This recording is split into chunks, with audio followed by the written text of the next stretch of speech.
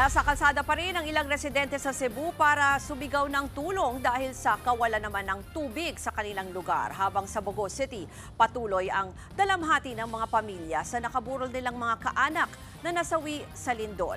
Para sa update live mula sa Bogos City, nasa frontline ng balitang yan, si News 5 Visayas correspondent John Aroa. John, ano ba ang update mula dyan?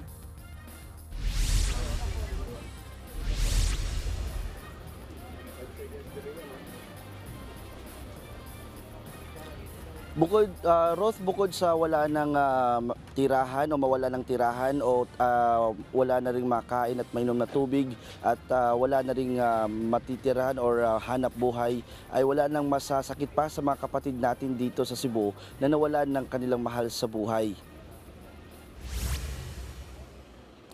Patuloy ang pagdadalamati nila ngayong nakaburol na rito sa Bogos City ang mga labi ng kanilang mga kaanak.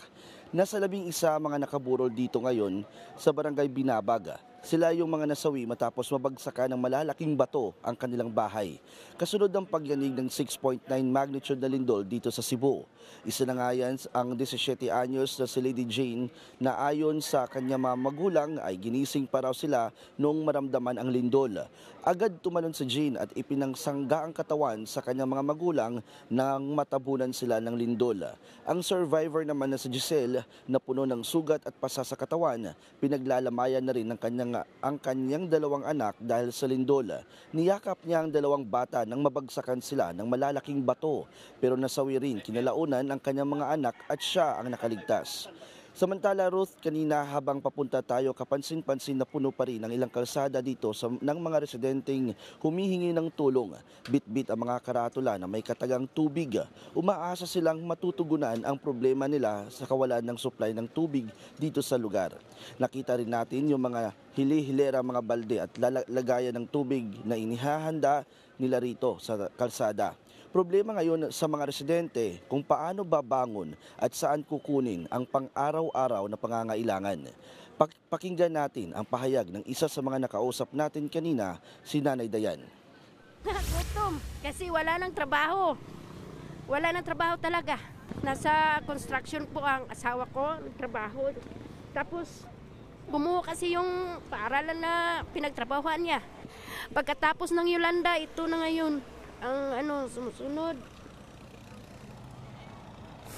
Kaya sana kung maririnig lang sana sa ating mga nasa mga talaga sa gobyerno na sana naman tulungan kami dito.